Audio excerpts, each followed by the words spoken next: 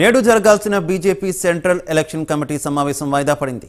రాష్ట్రాల core committee భేటీలు ఉన్నందున BJP CEC భేటీ వాయిదా వేశారు. తదుపరి తేదీని బీజేపీ అధిష్టానం త్వరలో ప్రకటించనుంది.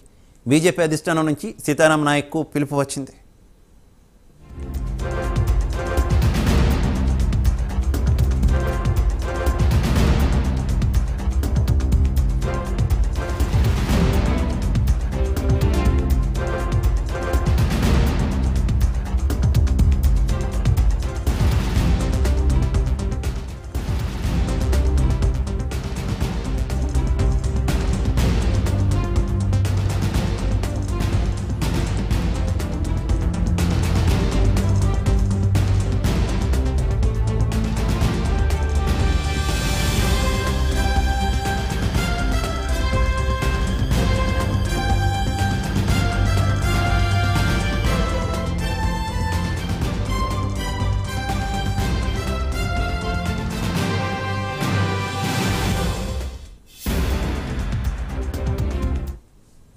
నేడు జరగాల్సిన బీజేపీ సెంట్రల్ ఎలక్షన్ కమిటీ సమావేశం వాయిదా పడింది. రాష్ట్రాల కోర్ కమిటీ భేటీలు ఉన్నందున బీజేపీ సీఈసీ భేటీ వాయిదా వేశారు. తదుపరి తేదీని బీజేపీ అధిష్టానం త్వరలో ప్రకటించనుంది. బీజేపీ అధిష్టానం నుంచి సీతారాం నాయక్కు పిలుపు వచ్చింది. ఇదే విషయానికి సంబంధించి మరింత సమాచారం మా కరెస్పాండెంట్ సిరాజ్ అందిస్తారు. సిరాజ్,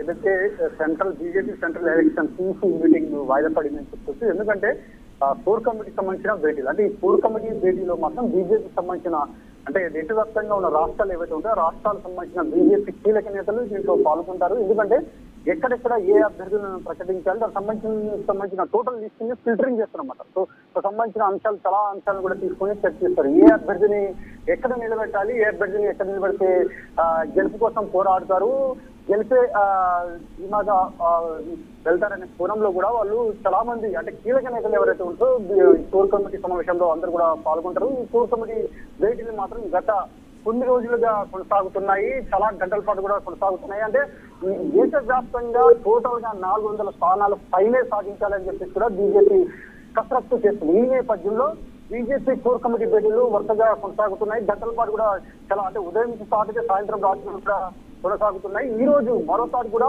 కోర్ కమిటీ భేటీ కొనసాగనుంది. కోర్ కమిటీ భేటీలో మాత్రం చాలా అంశాలు కూడా చర్చించినట్టు చెప్పుకోవచ్చు. అయితే ఈ రోజు అంటే బీజేపీ సెంట్రల్ సీసీ అంటే ఎలక్షన్ కమిటీ భేటీ ఈ రోజు జరగాల్సి ఉంది. అయితే దానికి సంబంధించిన వాయిదా పడిందని చెప్పుకోవచ్చు. ఎందుకంటే కోర్ కమిటీ భేటీ జరగాల్సి ఉంది. ఇప్పుడు ఈ నేపథ్యంలో వాయిదా ఇచ్చారు. దానికి సంబంధించిన తేదీని త్వరలో ప్రకటించనున్నారు కూడా చెప్పుకోవచ్చు. ఏది ఏమైనా సరే టోటల్ గా 400 పైన స్థానాలు సాధించాలని చెప్పి కూడా బీజేపీ కసరత్తు చేస్తుంది.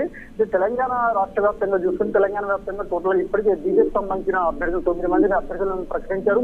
మరో 8 మంది సంబంధించిన అభ్యర్థులను దీనికి సంబంధించి అంటే టీసీ ఎలక్షన్ కమిటీ భేటీలో టోటల్ గా ఫిల్టర్ చేయనున్నారు. ఫిల్టర్ అనంతరం కూడా దీనికి సంబంధించి అంటే దాదాపు తీసుకుంటే 3-4 రోజుల్లో దీనికి సంబంధించిన లిస్టు విడుదల కానుంటే సమాచారం అందుతుంది. మరోవైపు అంటే ఈ నెల 12న తెలంగాణ రాష్ట్రానికి అమిత్ షా కూడా రానున్నారు. దానికి సంబంధించిన అన్ని ఏర్పాట్లు కూడా కొనసాగిస్తున్నారని చెప్పుకోవచ్చు. మరోవైపు అంటే కేంద్రం నుంచి కిషన్ రెడ్డి కూడా తీసుకొచ్చింది. దానికి సంబంధించి ఎందుకంటే తెలంగాణ రాష్ట్ర వ్యాప్తంగా ఒకవైపు అమిత్ షా వస్తున్నారు, మరోవైపు ఎన్నికల సమయం దగ్గర పడుతుంది. అభ్యర్థుల సంబంధించిన ఫిల్టరింగ్ సంబంధించిన దానికి అనేక అంశాల మీద కూడా చర్చించుతున్నారు. ఈ నేపథ్యంలో కేంద్ర మంత్రి కిషన్ రెడ్డి కూడా ఢిల్లీకి నిన్ననే బయలుదేరి వెళ్లారని చెప్పుకోవచ్చు. సంబంధించిన అంటే ఈ రోజు జరుగుతున్న ఏవైతే భేటీలు సమావేశాలు అయితే ఉన్నాయో బీజేపీ సంబంధించిన కీలక భేటీల్లో కూడా కిషన్ రెడ్డి పాల్గొన్నారు కూడా చెప్పుకోవచ్చు. Okay Siraj, thank you.